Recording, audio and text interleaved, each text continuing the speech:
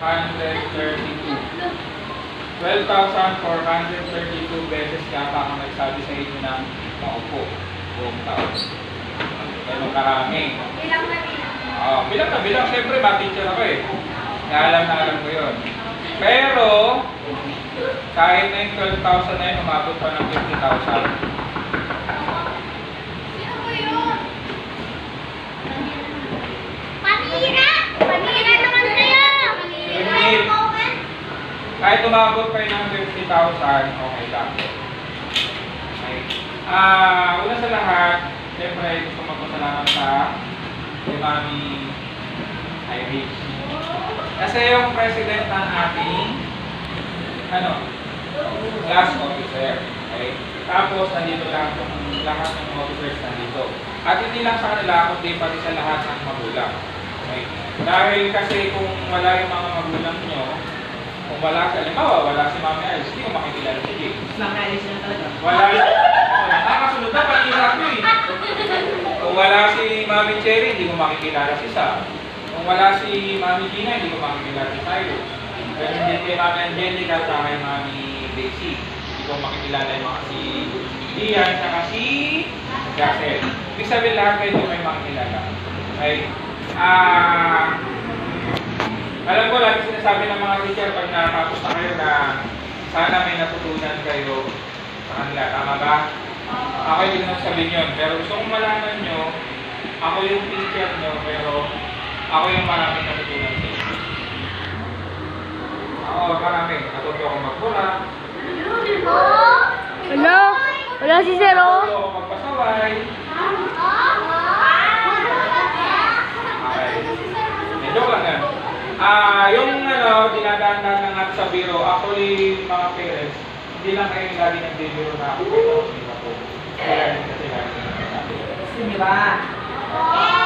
Gawa natin ang paraan. Iris, panira talaga. Irish order ka na! Saan sila ako? Ganito yan. Gusto ko man, hindi talaga pwede. Alam niyo bakit? Number one, kasi yung principal ang mag-decide nun. Number two, pag ako na pumayag ng principal ang nalipat doon, nahihiya ako kay Sir Danny Amora. Kasi siya ang ma-teacher sa grade 5. Okay, hindi ako promise. Kasi, si Sir Danny kasi, mas ahead siya sa akin, nakakahiya na pag sinabi ni Ma'am na lilipat ako doon, siyempre kahit na hindi man direkta, sa isipin ni Sir Danny na papalitan siya. Diba? Kasi matang tinuturo ko. Ito.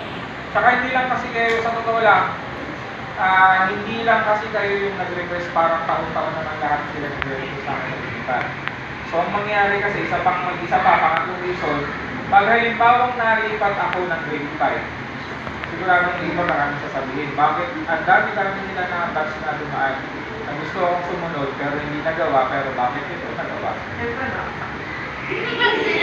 Mary, saan ba ito? Pag-inatal ito?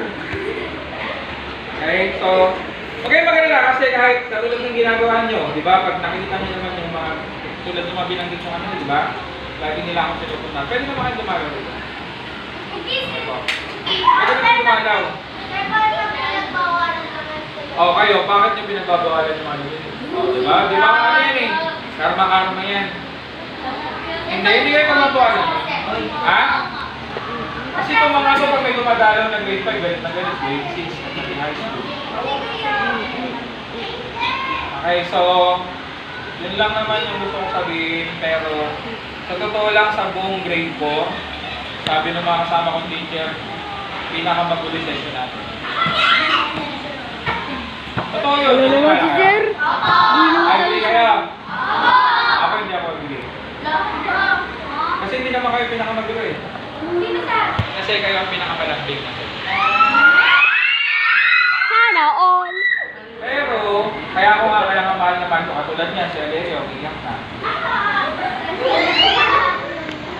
Tsaka dito lang ako nakakita kasi ng itong grupo nyo, yung section nyo na alam mo yung hindi naiiya na magpakita ng ano sa akin na yayakapin ako, pati lalaki, yayakapin ako.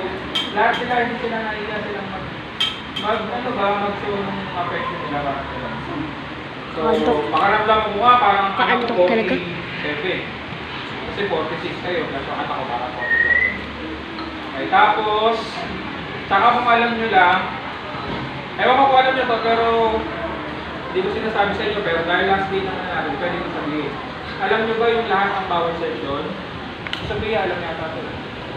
Lahat ng bawat section, gusto nila ako na-advance sa nila. At, naiingit sila sa